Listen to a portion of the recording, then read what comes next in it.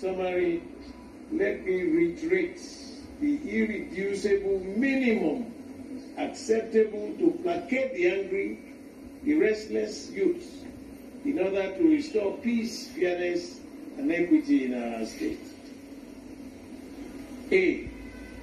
The two toll gates should be dismantled immediately and permanently.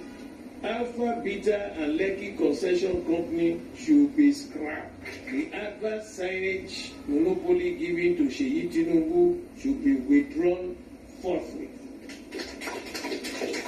The Iya Oloja title should be withdrawn from Shade Tinubu and be given to the individual who deserves it according to tradition.